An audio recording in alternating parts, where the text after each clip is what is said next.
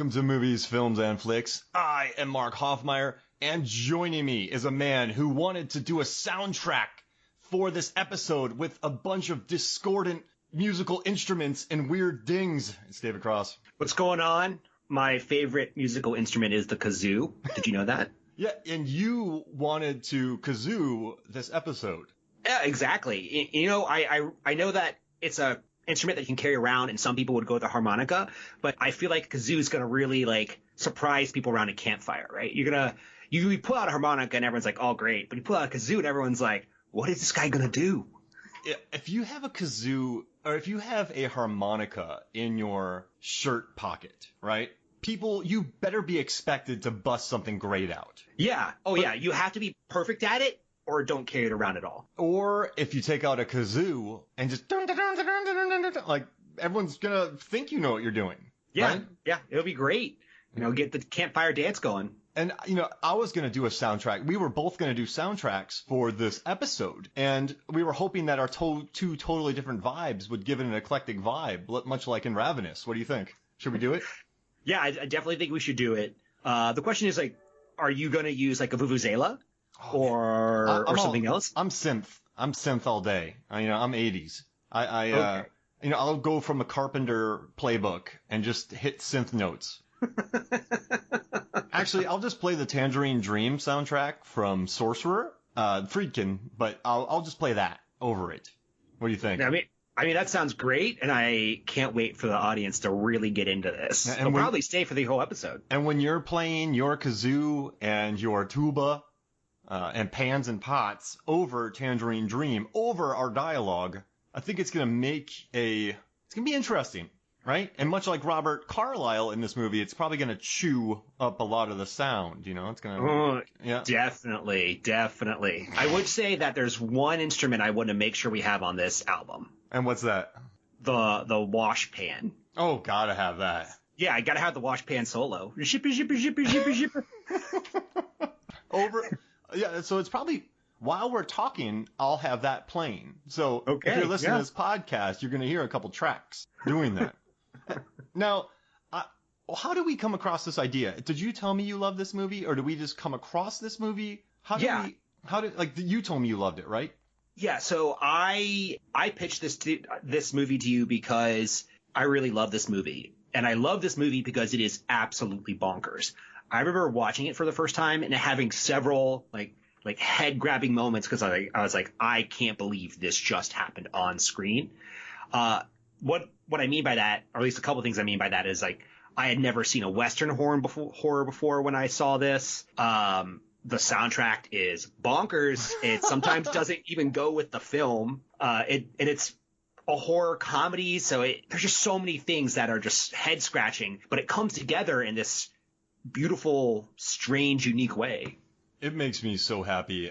When I first heard about this movie from my brother, he sent me a message and he's like, I watched this movie called Ravenous and it was insane.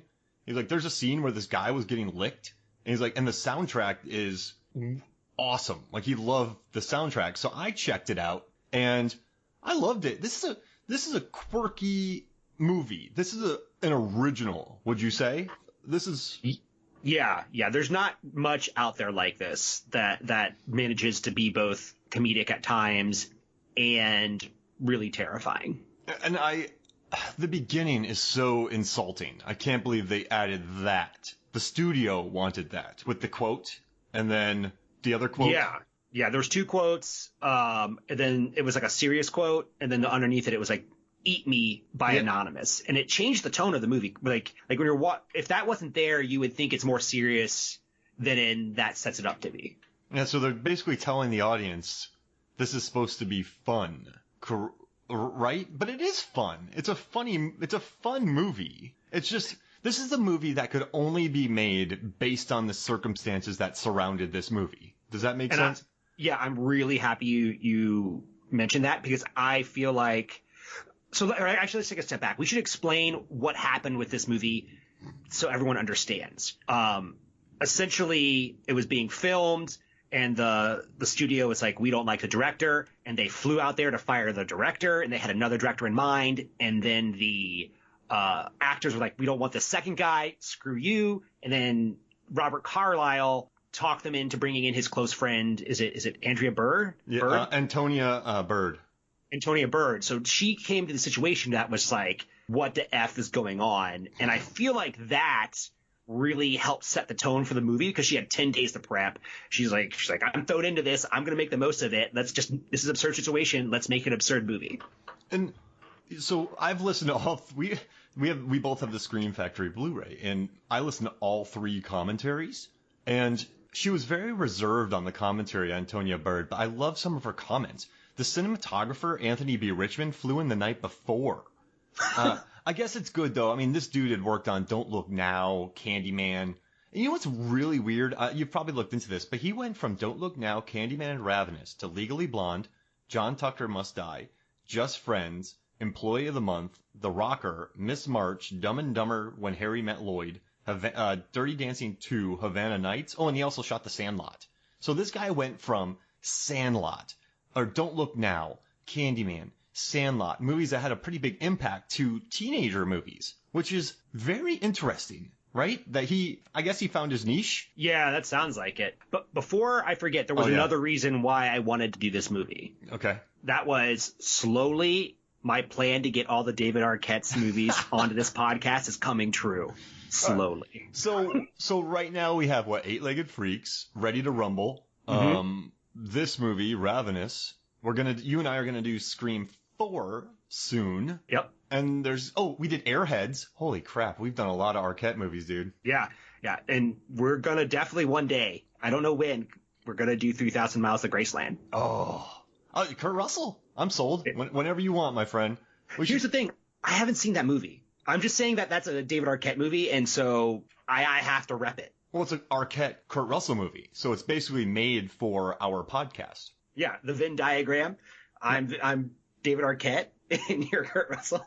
You want to know something interesting? In both of the commentaries on this, Antonia Bird, she was on with Damon, the other guy, Damon Albarn, and then also in the one with Robert Carlyle, they both were extremely complimentary of David Arquette in this movie. Yeah, I noticed that too. They were basically like, he is a very talented actor. And I feel like people don't realize that now because of his career is like really tied to horror movies. He's always played this like goofy character. But every time I hear someone talk about him, they're like, no, he's very good. He just likes weird stuff. I watched Scream, and you know when you watch certain movies and you just know a person can act. So I watched Goon with Seann William Scott, and you're like, this guy can act. You watch David Arquette, you see other actors in these movies, and you kind of get bummed that they don't not fulfill the promise, but do that in every movie, if that makes sense. Yeah. I mean, you have to know how to use some of these actors. He feels like someone you can't throw him into every role. He's a light spice. And then what I also liked about this story, the director that they had, this guy, I guess he had won an Oscar for a foreign film. His name was Milcho Manchevsky. He made the 1994 Oscar-nominated Macedonian film Before the Rain. But all right, so this is all, I guess this is just word of mouth, so I don't know what the word is. There's no proof of this, but apparently he went to LA, he wanted a convertible, he didn't get it, and then he got a ton of parking tickets, and the studio wouldn't pay for them. And then he got fired. Then Antonia came in, because they wanted the Home Alone 3 director, Roger Gosnell. They brought in Antonia Bird, but Antonia Bird was later quoted to say that she doesn't blame the original director all that much. She actually defended the guy, saying that he couldn't be blamed. She didn't like the bookended narration, the comic quotes.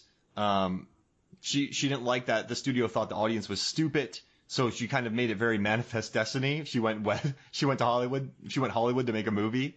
And it's focused in this movie, and I love it.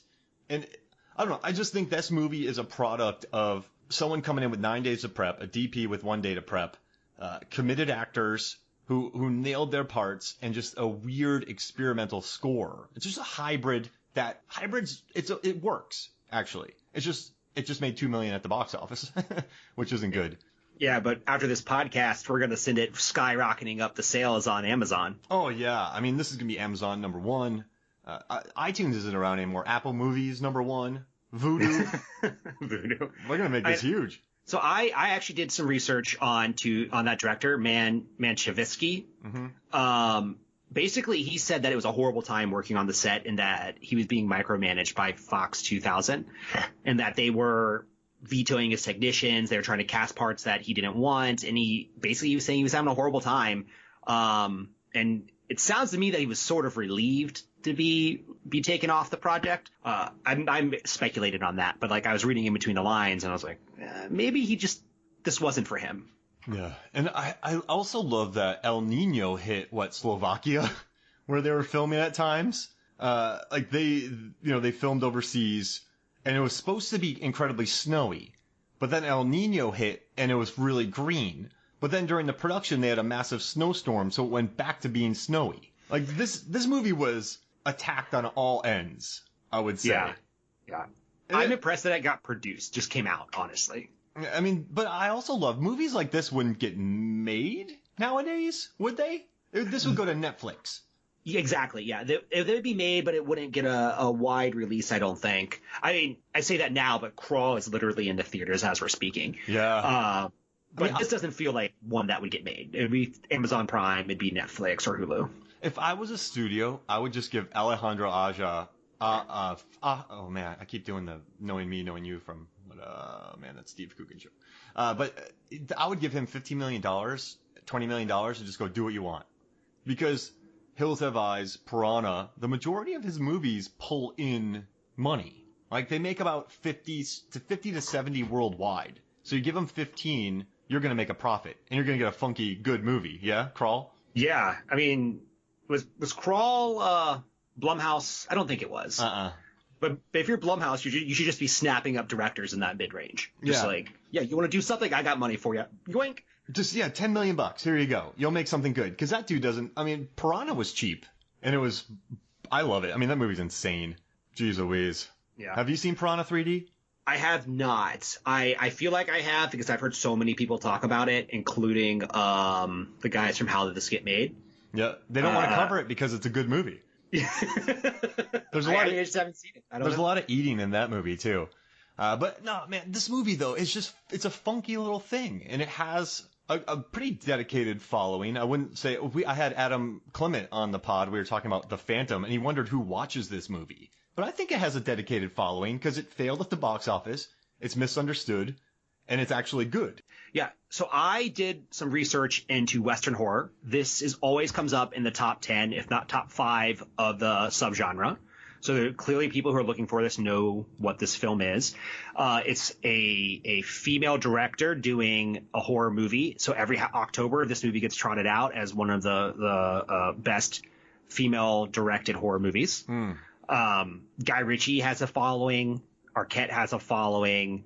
Like this movie, I think, is better situated than people think it is, except it's probably not super accessible for anyone who's not a horror fan. Right. Oh, you mean Guy Pearce? Yes, Guy Pearce, not Guy Ritchie. I was like, I was hoping Guy Ritchie was like a huge fan of this movie. That'd have been pretty sweet.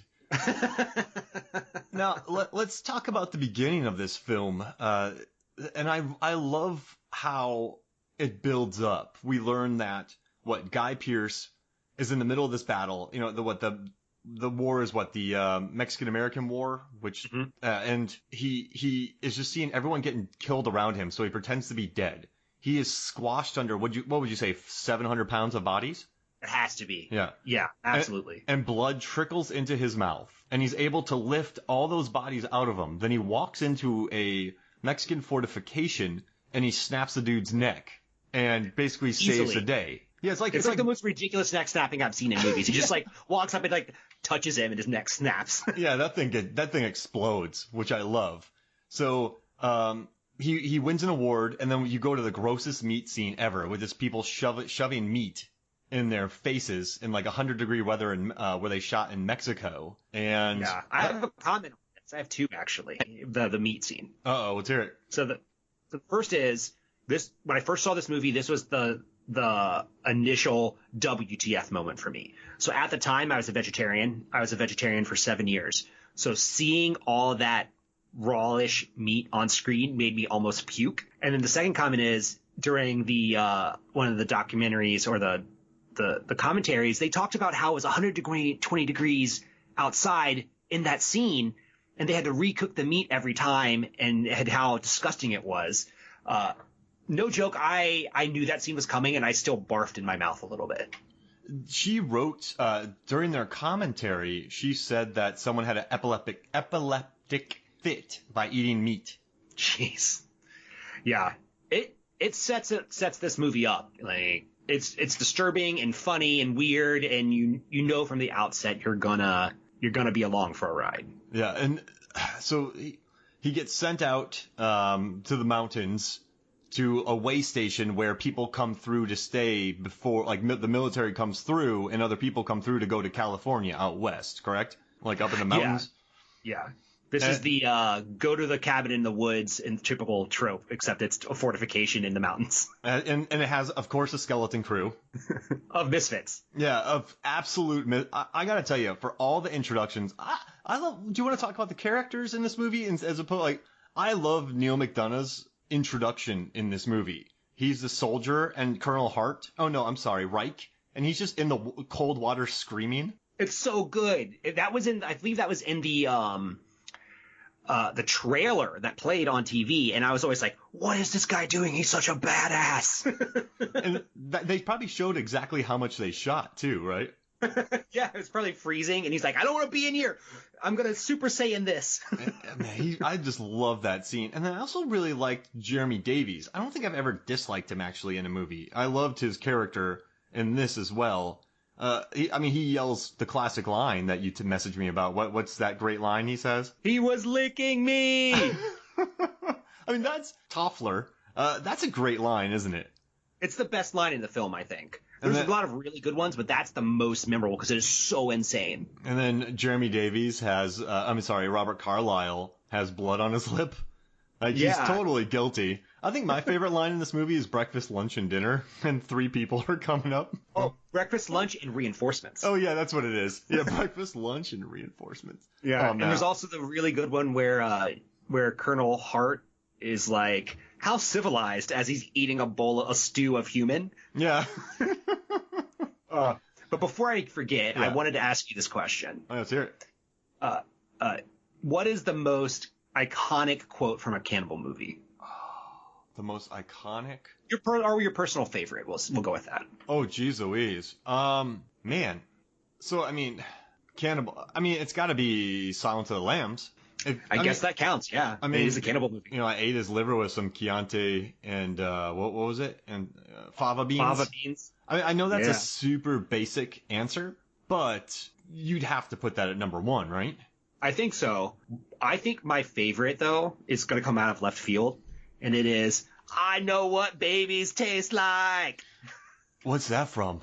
Snowpiercer. Oh, yeah. I love that line, because it's just like, I don't know what's happening in this movie, and I'm so down. I love that movie. Entranced me.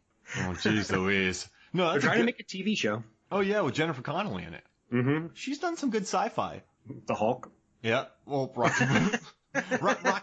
Is Rocketeer science fiction? Yeah, we'll count that one. It's definitely Mystery Man. Yeah. I mean, she's Labyrinth is fantasy though, isn't it? Yes. Okay. Well, she has a pretty good resume. I mean, I don't know. I'll give it a chance. Baby eaten. Jeez Louise. And then there's what? I don't think there's any good lines in Green Inferno. I haven't seen that one, actually. I'm usually hit or miss with that director. I can't think of any about Cannibal Holocaust. Can't really do that. I mean, they eat people in Bone Tomahawk, right? The troglodytes. They do.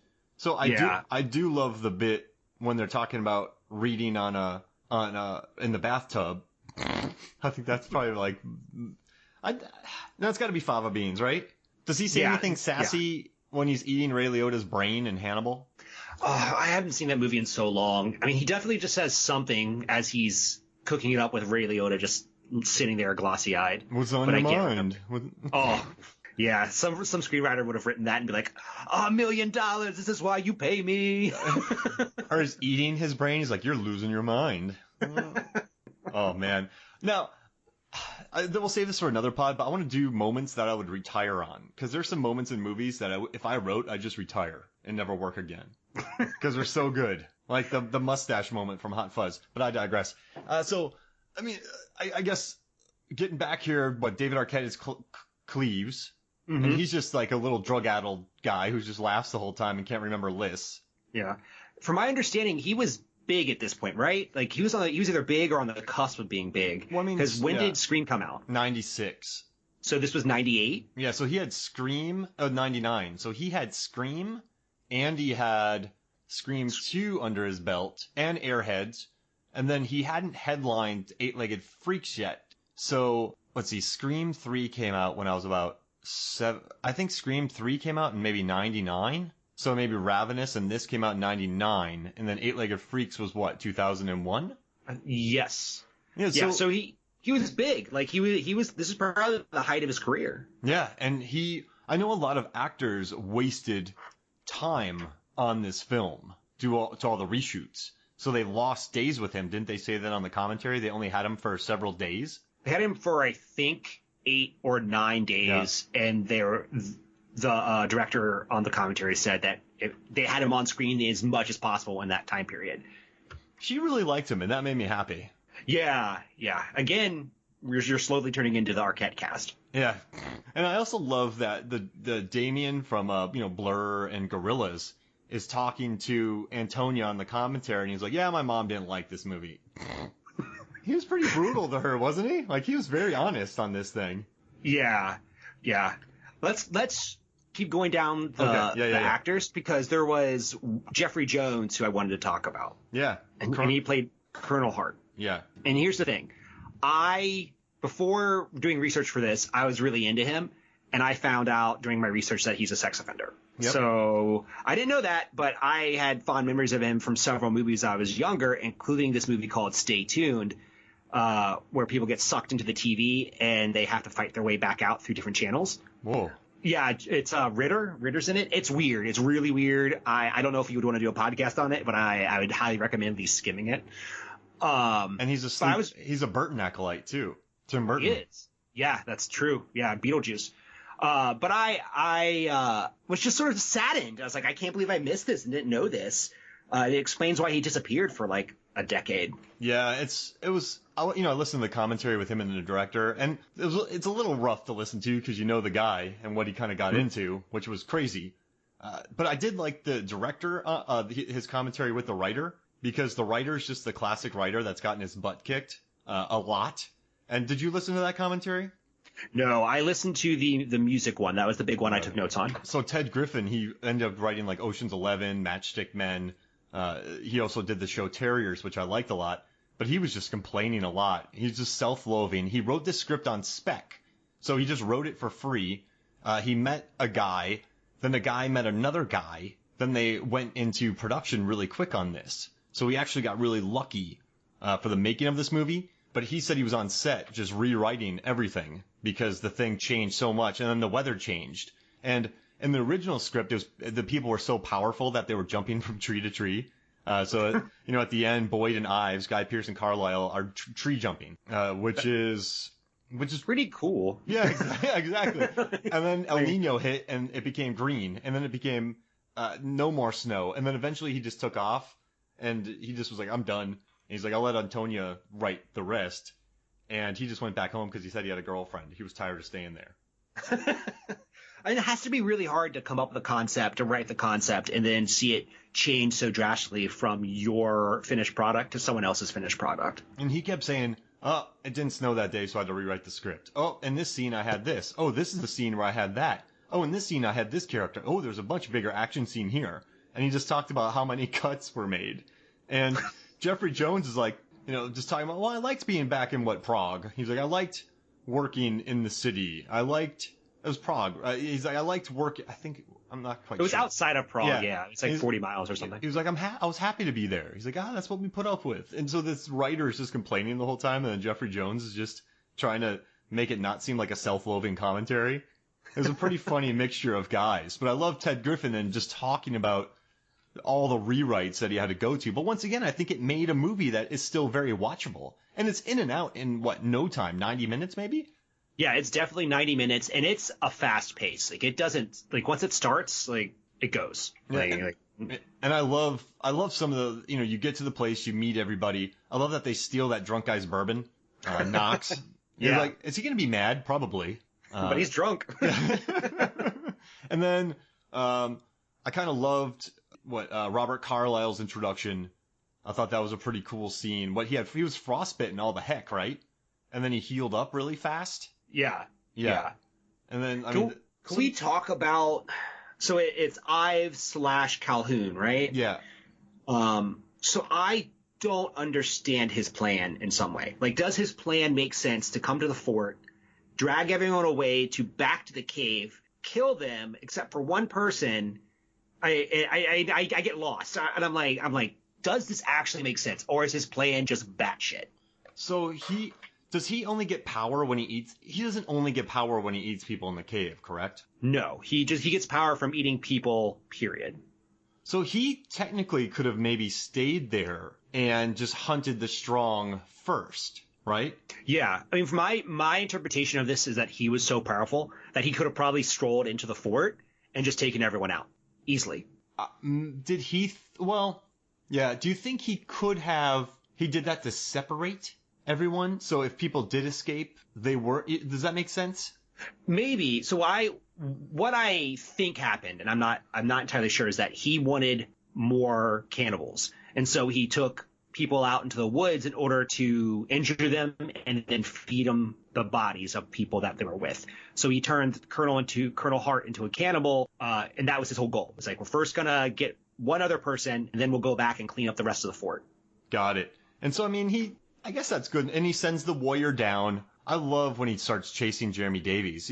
So he said that there's one take that they had where he caught up to Jeremy Davies and he had this knife that retracted and he was just stabbing Jeremy Davies in the butt with a knife. And then they had to cut it because it was too comical.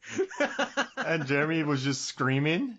And then people complained. Remember when they said that people complained about Jeremy Davies not firing? Because this was released right after Saving Private Ryan. So people were wondering, why do you have him doing the same thing in both movies? But this was way before Private Ryan doing all this stuff going on. But I thought that was pretty interesting. Yeah. And then so we're on that scene. Yeah. That scene where to catch everyone up. So Ives Calhoun completely changes into the full cannibal mode. Yeah. And that's another classic line when he goes, "Run." And the music plays. Yeah, and I feel like this is the only time in the film where the music is just out of sync. Because there's like a 30-second period where they're playing this really upbeat music, and it doesn't match what's happening on screen because Ives Calhoun is chasing Davies, and he's going to kill him. Listening to the commentary really put that scene into perspective because the music is in the point of view of Ives and Calhoun, who thinks this is all a game. He's like, I could clearly kill everyone here if I wanted to. So Damien wanted to have this idea that, the music should match his jovial, jaunty idea of having a game of running through the woods to kill and eat someone. And I love it. The score took you out of the moment. I just was thrilled by it. It's only the very beginning because it starts off really fast. About 30 seconds in, it changes to be more tense, and I'm back in the ride. It's just funny that even the person who wrote it was like, yeah, this is a tangent. he just said it. I was like, all right, well, at least you know it. But I should give it props, right? Because they tried something completely different. Like, have you ever heard of another movie that would even attempt that? No. Yeah, exactly. That's why this movie's so amazing. And I have another interesting thing. Someone brought up that, so you have Neil McDonough and Guy Pearce going into the cave because there might be some survivors because, Robert Carlyle's wagon train was eaten by some evil guy named Colonel Ives. McDonough and Guy Pearce go into the belly of the cave. So someone was wondering if they went into its mouth and then they went down into its belly where they found all the things hanging. Oh, that's good symbolism. I didn't think about that, but yeah, that's really cool. I think it was wrecked when the writer went, yeah, I didn't mean that. I mean, here's the thing. Like, you could not mean that, but it really matters on how the audience interprets it. I mean, that's a cool interpretation, though. Yeah, absolutely. I mean, I love that. And then also, I was kind of bummed how George, played by Joseph Running Fox, went down. He kind of went down like some chump change. And he axed Jeffrey Jones in the back. I mean, that was pretty funny. Yeah. I mean, he did not put up much of a fight. And then, we don't see the demise of Jeremy Davies, do we? We see his gutted body. Oh, yeah, you're right. And then also, I love that on their journey to this cave, they had to take a ski lift up. And the director, Antonia, she's like, you could tell who the smokers were. So they had to take a half-hour ski lift up to go walk on some mountains. But I think that adds a lot to this movie. I should say this is the second half, whatever. But this movie, as Ebert stated, you feel the mud.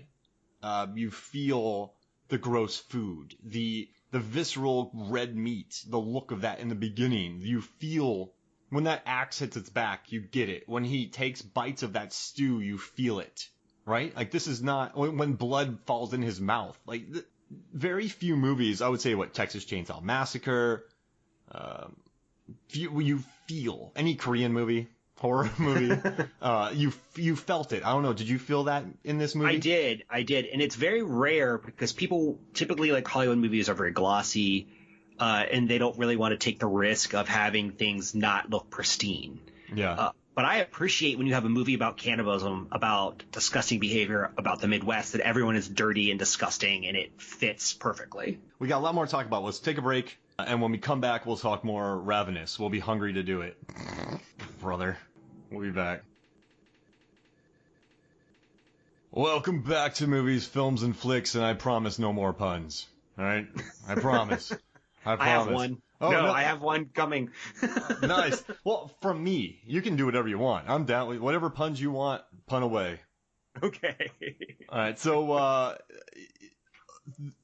where are we at right now? So we're at, I guess we have the chase scene that leads Guy Pearce. McDonough gets killed and falls off a cliff, and then you have basically so the jump scene. Yeah, and I love that Guy Pearce shoots Carlisle, and I keep calling it's Ives. He shoots Ives, whatever. He has a couple names. I'm just gonna call him Carlisle or Ives. So he shoots Ives. Ives gets right back up, and so Guy Pearce is strong at this point, right? So he has the cannibal power. That's why he survives that jump. That's a good point. So I don't think he has that power. He might have a little bit left over, but essentially the way I'm interpreting it, this whole film is that he got a craving for flesh and he's been fighting it the entire time. And that's why he's actually sort of weak and quiet. He's also like a coward, but this is like an additional thing to it. So I don't actually think he's that strong. I don't think he's that strong. He's just scared out of his mind when he jumps. And I did want to ask you something. Yeah. What are your favorite cliff diving scenes in film? Favorite cliff diving. Can they jump? Are they jumping into water or are they diving off cliffs? I interpreted it as just cliffs. If you want to do water, I think that would work too. All right, so this one is okay. And I know I went super obvious with Silence of the Lambs, but I got to talk about this scene in Cliffhanger, where another Rennie Harlan directed movie. He didn't direct this one, but he directed Deep Blue Sea and whatever. There's a scene where Stallone jumps, and in the original cut, he cleared about a 40-foot cliff. Like he jumped, and it's not like the other one was down. It's not like one was 100 feet up, and then then he jumped 100 feet down. So you have that. He jumped. He did if he was long jumping, he would have cleared 40 feet, and everyone just called BS on it. So they cut it to where they made the jump longer. He jumps over the 40-foot crevasse, jumps over the land, then rolls down the other side of the hill. So it's quite possibly the longest jump. And I think another jump, I'm not going to say, it's maybe a fall, but she does jump. But the most impactful fall off a cliff or jump was in Last of the Mohicans. At the end, they're walking toward, Daniel Day-Lewis is chasing them up the mountain. And his brother comes up and gets killed by Wes Studi. And the girl that sees him die, she just falls off the cliff. And then you have the score playing. Have you seen this movie? Yeah, that is. She jumps off the cliff because she was in love with the guy. Yep. And she realizes she's basically she thinks she's gonna die, essentially. And she. Here's. Oh, I love it. I love it. Yeah, it's great. When I watched that in high school as part of history class, and when that moment happened, the teacher held up a piece of paper that had a 10 written on it. Wow. I know. I was like, this is really dark. I was like, should I laugh at this? I guess I'm gonna laugh because he's the teacher, but I don't think this is funny. Wow. But I have two of those on my list of 4. So I had Last of the Mohicans as well, and I had Cliffhanger. Those are excellent choices. But two that I added to my list are Butch Cassidy and the Sundance Kids, and then one that is, I think, suspect, but I think actually counts, is Thelma and Louise. I mean, they jumped. They drove off, but I mean, if they were by a cliff, they would have jumped together. Exactly, yeah. And so I think those are all pretty good cliff jumping scenes. If there was a little ramp they hit before, then it definitely would have been a jump. Yep, absolutely. They could have cleared that ravine and just kept going. I love that you and I both picked Last of the Mohicans.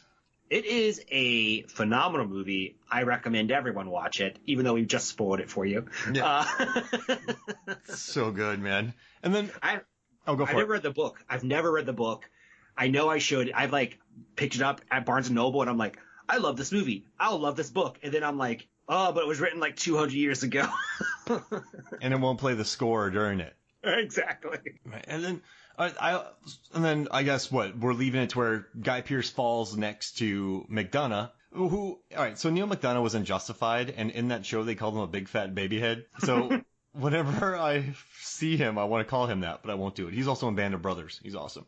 But so Carlisle's just eating bodies, right? Getting his strength he's getting more strong. And then Guy Pearce ends up eating McDonough, and he walks all the way back to the fort. Yeah, 100 miles. And then the Wendigo, I guess she's right about him. She knows the woman who's there, Martha.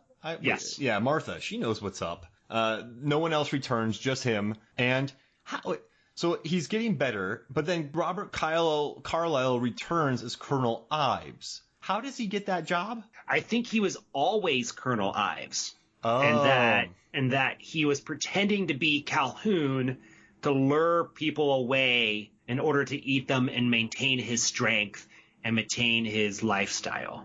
Got it. Yeah. And the linchpin of all that was Knox being a drunk, which is hilarious. Because he's like, oh, I don't know. I was drunk. I wasn't feeling well when I saw him the first time. So maybe that's him. I don't know. Yeah. I think he had a beard, right? Yeah. That's the one part where, yeah, he did have a beard. But that's the one part I'm like, I think we could have done a little bit better here. But I get it. I get what you got to do. I mean, a constant bourbon drunk. I guess everyone has their own ways of coping, right?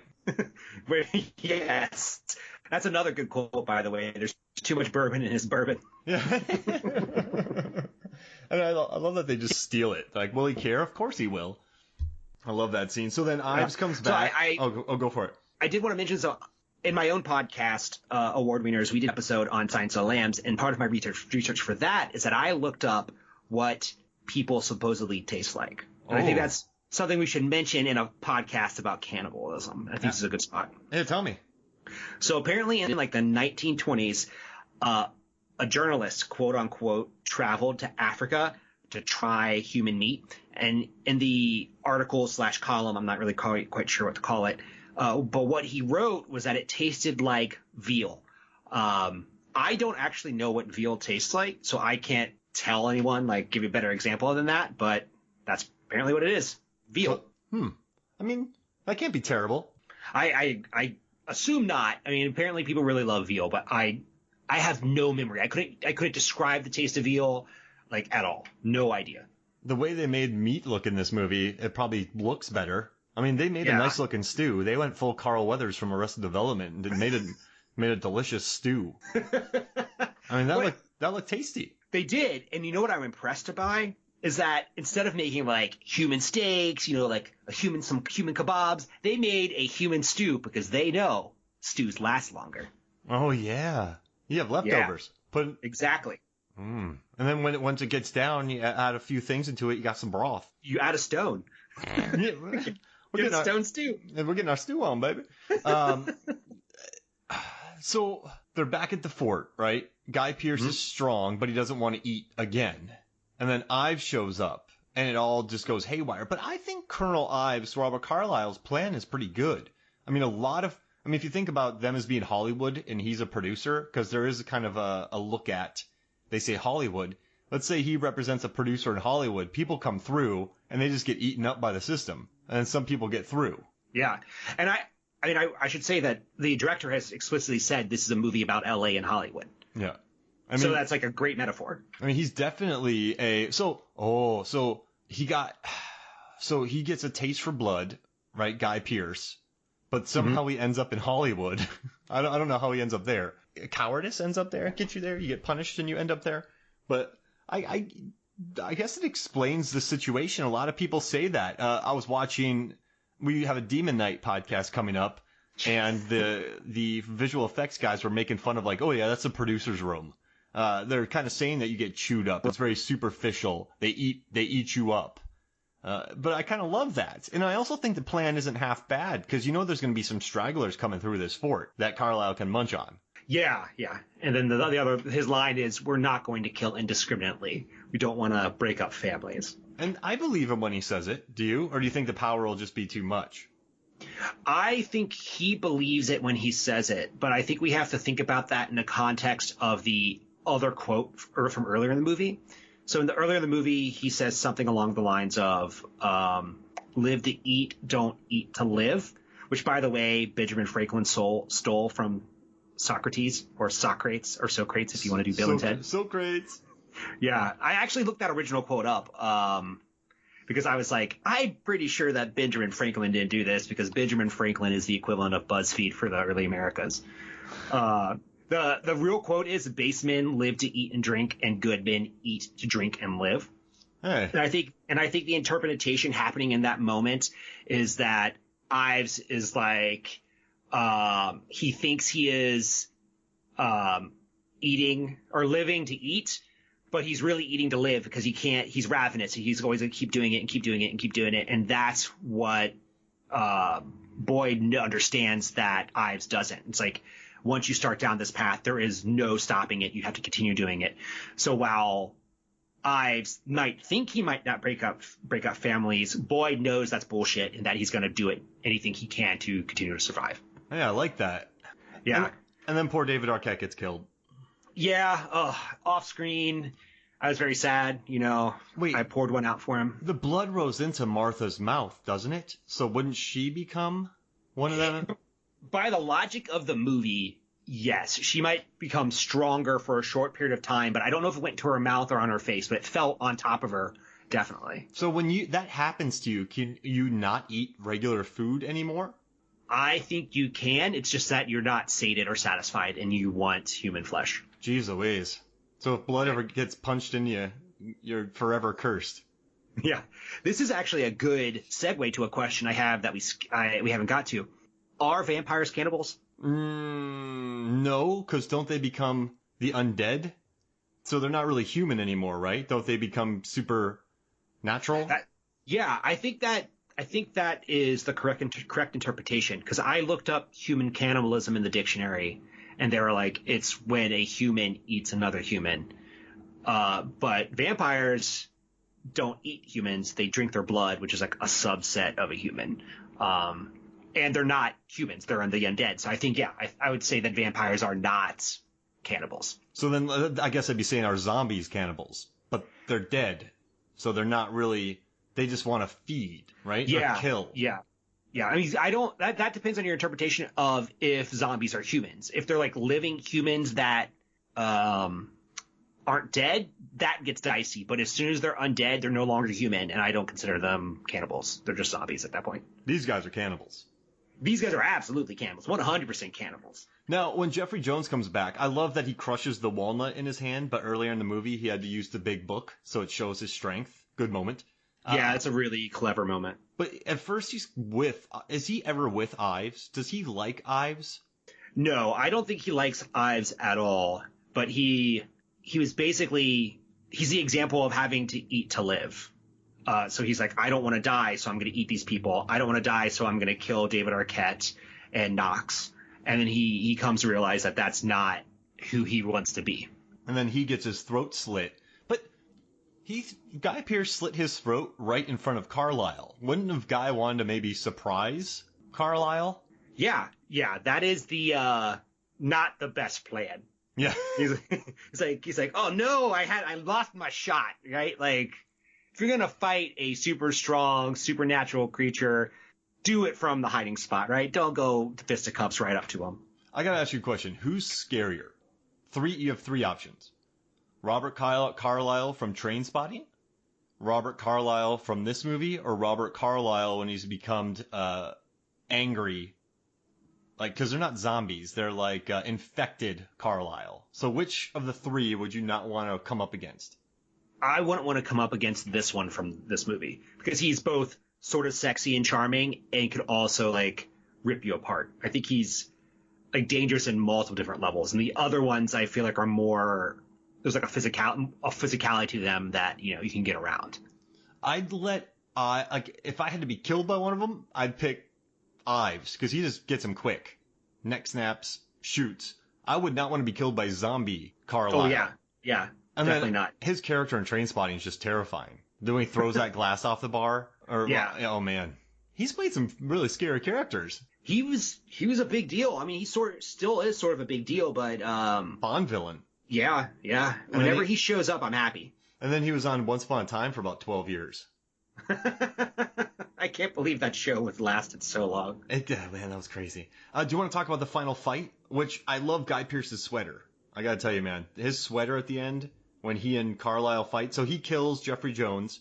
Jeffrey Jones they capture Guy. Well, actually, Guy gets stabbed. Then he has to eat more. Then he gets super strength again. And this causes the final fight between him and Carlyle. And I love this fight because it feels real. It's just they're hacking at each other and they're stabbing and it's ugly and it's mean, right? And it's almost kind of primal, their fight. There's nothing pretty about it. Yeah. So I love that you mentioned that sweater. That sweater is awesome. And if I owned it, I would wear it all the time. And the fight is very primal. And the director's commentary, or one of the commentaries, they talked about how they scripted that themselves. It was Guy, Carlyle, and Antonia. They're just like, all right, what do we have? Let's figure out what we can do here. There was no stunt coordinator. And for having just the three of them do that, it's pretty rad. No, yeah, and they pretty much any weapon that they can grab, they grab. And there's some good headbutts, too. Yeah. Because I remember watching it the first time, and I was like, I don't quite understand what's going on. And I was like, oh, it's supposed to be primal. It's supposed to be two guys who are super strong just wailing on each other. I mean, they're almost getting death stabs at certain points, and they're staying alive. And then I love the end. He traps them in a massive bear trap, by the way, which they had in a deleted scene, which I kind of like. But they just, and what did he say? That was very sneaky? That was very sneaky. And then the other line was, if you die first, I'm definitely going to eat you. Yeah. And then he's like, but the question is, will you eat me? And then during the commentary, Carlyle was like, all right, kiss him. I thought that was pretty good. But yeah, so they're Dunsky, right? The two of them? Yeah, they're absolutely done. Yeah. I really dug that final scene. And I frankly loved the character of Ives once he transitioned, because he's so menacing and charming. And he seems like the type of guy who would be fun to be around, except he would probably kill you. So I guess maybe not that much fun to be around. Yeah, he would be horrifying to be around. Jeez Louise. But no, man, this movie, I really enjoy it. It holds up well. You know, the more I watch it, the more I like it. I think because it just has personality, and I think that's why I dig it. Does that it's a weird little movie, and I dig that. Yeah, I want to mention one thing. The very end with the general who comes in and eats the stew. What do you think's going on in his mind?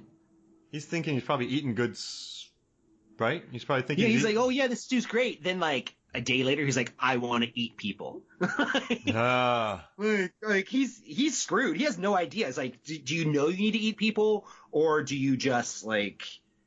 I don't know. He didn't purposely do it, so how does he know he's supposed to kill people and eat them? Yeah, he's gonna be in trouble. He's just gonna crave it, right? Yeah. He's like walking along. He's like, hey, Private, I'm real hungry right now. Yeah, that guy's gonna die. For sure. But to get back to what you're saying, like, this movie is a ton of fun. It's strange. It's weird. I give it so much props for trying something different. It could have very easily turned into a paint by the numbers movie, and it's not. It's just so many elements added up to a unique thing, and that's really why I love it. This is by what? This is no means paint by this. They just threw a bunch of paint at a wall. and scrape some away. Yeah, exactly. Like this, but I don't know. I mean, I think it's a testament to Antonia Bird and her other movie that she made, Mad Love. It was like a love story about mental illness, and then they turned it into like a bipolar love story. So she just hated Hollywood, and she just got the heck out of there. She didn't really make too many movies after that. Oh no, Mad Love was 96. So she made that, and then she made this, and she's like, yeah, I'm done. This was kind of her last Hollywood movie, which is a bummer.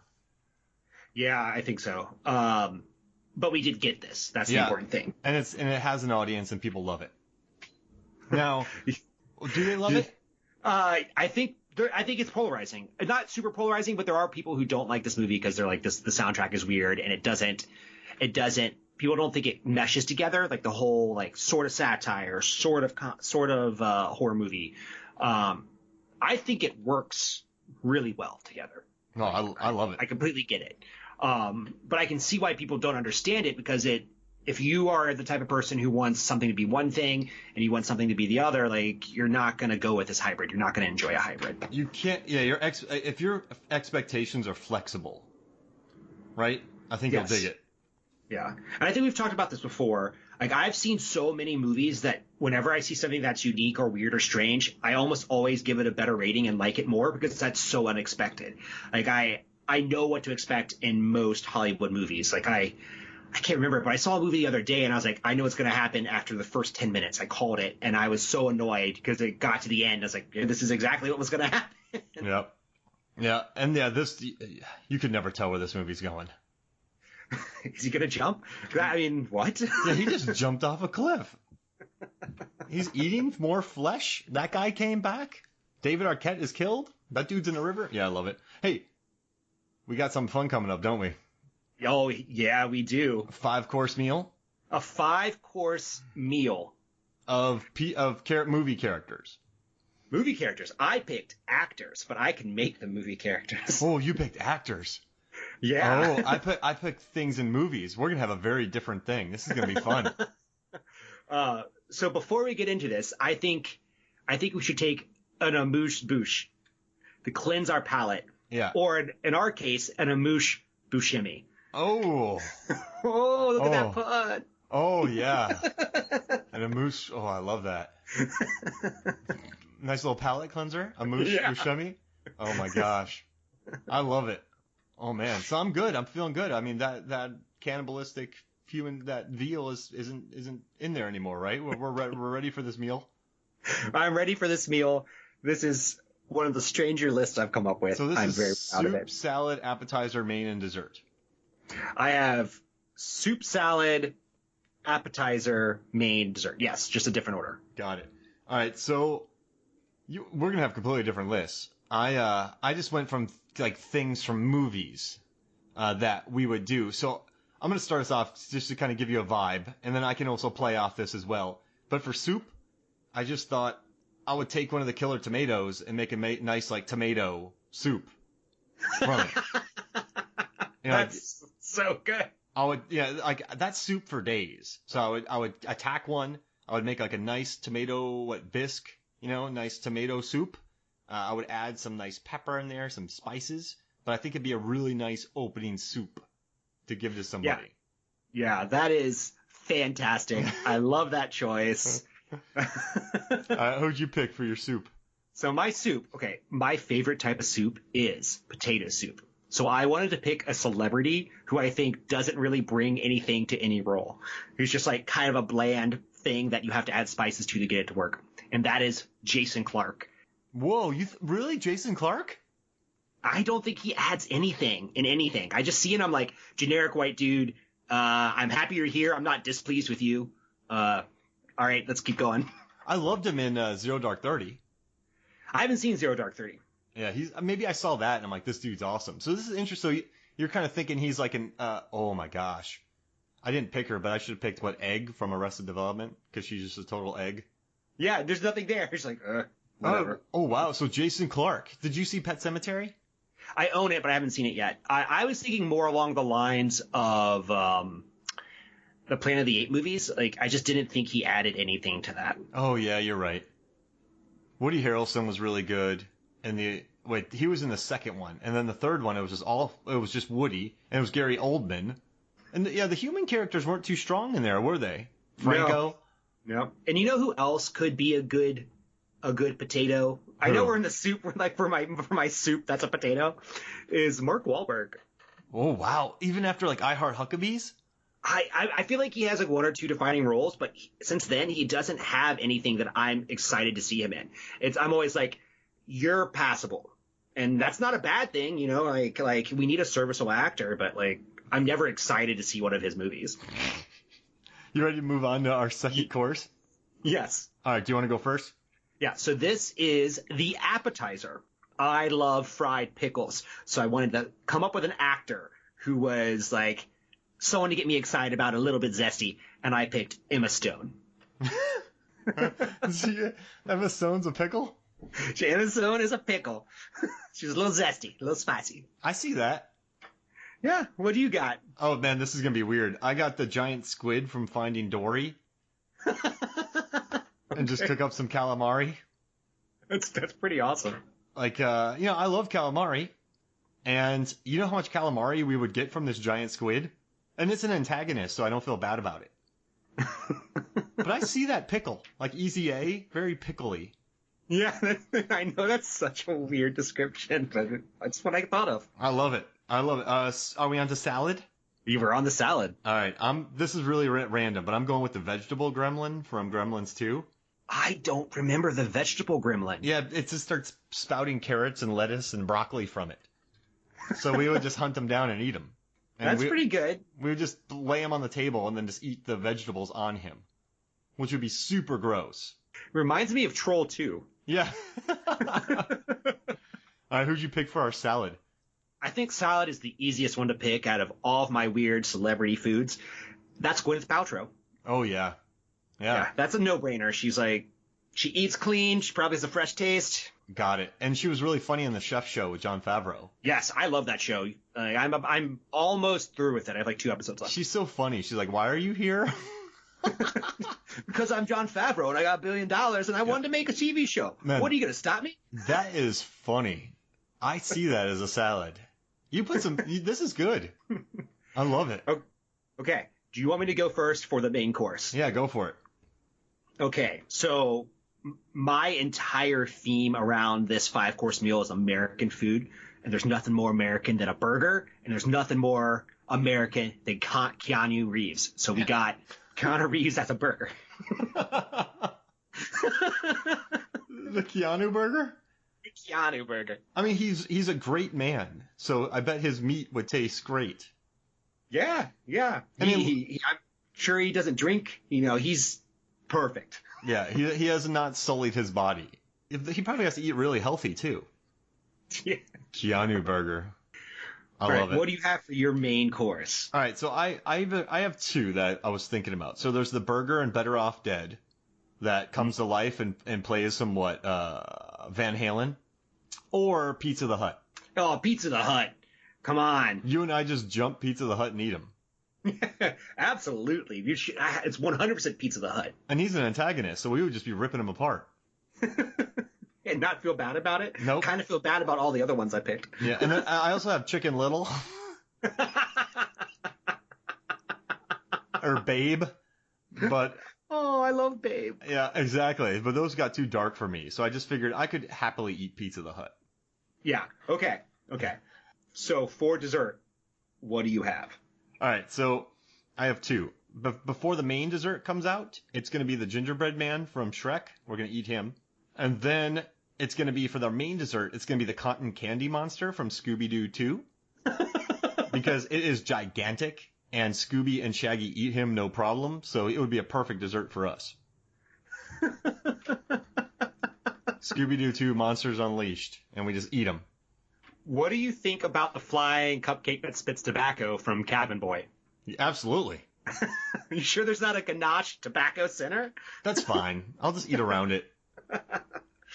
I've realized something crazy though. I'm sorry to do this, but like we're attacking all these alive things and we're just eating them. For me, I feel like this is, for your list, it's something we'd order from a restaurant, right? Like a cannibal restaurant. Yes. You go and this is served to you. You don't hunt them down. Got it. So in this one, like you and I are just attacking things. So it's very interesting. Like you have the actors, and then I have us just annihilating movie creatures. Yeah, this is very weird, and I love it. Yeah, this kind is of great. like this movie. Yeah, this is a good one. All right, who's your dessert? My dessert is Tessa Thompson. Excuse Thompson. me. Yeah, I think she is a phenomenal actor, incredibly funny, very sweet, and that's the first name I thought of when I thought of dessert. I love it. Don't tell me what side she'd be like baked in or something. I have no idea, but that's my first idea. Pettifor? Tessa Thompson Pettifor? Tessa Thompson. Let's see. She's playing a queen. She's gonna be the new queen in Thor. Yeah. So yeah. Let's see. Are there any foods like royal food? Royal foods are like some type of honey, something with honey on it. Like oh to get yeah. That Valkyrie like idea, like a sweet bun or a raisin twist with cinnamon and honey. Oh, I'm so hungry for it. We got some interesting meals going on, man. We definitely do. What I'm really happy about is that our lists match this movie and how they're not quite together, but they are actually together. That's fun. Yeah, you're right. We're the two composers coming up completely different lists. Yeah, and we should mention that before we sign out. So they didn't work together. They both have music on this soundtrack, but they didn't like sit down together and compose. They each did their own part and then just smacked them together. I love it. And that's what we did. Yeah, it's exactly what we did. And we made a super list. This is great. This is good food. I'd probably do yours because it's in a restaurant instead of us just attacking live characters. We would still have to cook them. Unless you're Pizza the Hut, then you're like, I guess you're okay. I picture you and I just on like motorcycles killing these things, driving around from city to city, hunting them down. Well, is there any more killer food movies? Well, there's like Attack the Killer Tomato. There was I know there's Sausage Party. There's all the food in there, but I can't think of too much killer food. I mean, well, Thanksgiving. Yeah. Oh yeah, Thanksgiving. I only made it 20 minutes in that film. I'd eat it. I'd eat that turkey. I feel like this is like a subgenre of horror films that really, really wants to come out. Like things that humans eat that then turn violent and eat us. I don't know what that would be. It's like Night of the Killer Chickens. The killer chicken nuggets. The Frighteners had those chickens walking, didn't they? Remember the chickens in the Frighteners? I think so, yeah. Yeah. We could eat those. But those aren't really characters. Yeah. Would the ghosts from Frighteners be like a Jell-O if you ate them because they're like gooey? If you could eat a ghost, yes. A ghost would be gelatinous. Yeah. And probably not a good texture. It's not something I want to eat. Yeah. And then we left out the Stay Puft Marshmallow Man. Oh, the best dessert. We screwed up. Yeah. And it lasts us forever. Oh, are there any graham cracker? Graham crackers. Graham cracker, like, creatures to make. I want to make, like, a s'more. I mean, you would use, like, the Ginger Dead Man. Oh. And stick it in between. Yeah. Yep. I like that. That's a good one. Actually, Ginger Dead Man is a thing. Yes. Yeah, that's with Steve Buscemi. No, oh my God, the crazy one who was in the car wreck and he talks funny. He was in all the commercials. Gary Busey? Gary Busey, yeah. Oh my gosh, he's the Ginger Dead Man? I think he's the voice. Yeah. Man, he was in Predators. I missed him in the 90s. Under Siege, Predators 2, Point Break, Rookie of the Year. Yeah, he was. that was phenomenal. 80s. Lethal Weapon 80s. Yeah. Dude was the best. All right, so final thought about Ravenous before we take off. Everyone should check it out. If you've already checked it out, do it again. And then let's see, Award Wieners podcast rec. A recommendation, yeah. So promotion. Hey. So Award Wieners is my podcast that I do with my co-host John, and we are going through every Best Picture winner. So that's 91 films at the moment. Next up, we are going to do $1 Million Baby, and that will come out right around the time when this drops. Man, I watched that movie in the theater 3 times, and it crushed my soul 3 times. It is fantastic. This is the first time I've ever seen it. I'm very excited to talk about it. Oh, wow. This is the first time you watched it? It is, absolutely, yeah. And what's going on is that, like, I I've seen bits and pieces of this list, but there's like huge gaps, and this is why I want to do this project. And so now I'm like forcing myself to watch these highly acclaimed movies, and sometimes it's like I'm like I love this movie, like Million Dollar Baby, and sometimes it's like I can't stand this film, like Amadeus. Whoa, you didn't like Amadeus? I thought there was parts of it that were cool, but I don't really understand why it won the Best Picture. That's a sumptuous movie. It does. It looks phenomenal, but I couldn't get into it. I should have. I wish I did, but like, you know how it goes. Like, everyone has different opinions, and you like some things, you don't like some things, and it's okay. You know, you just do what you want to do, like what you want to like this movie. We're adults. Exactly.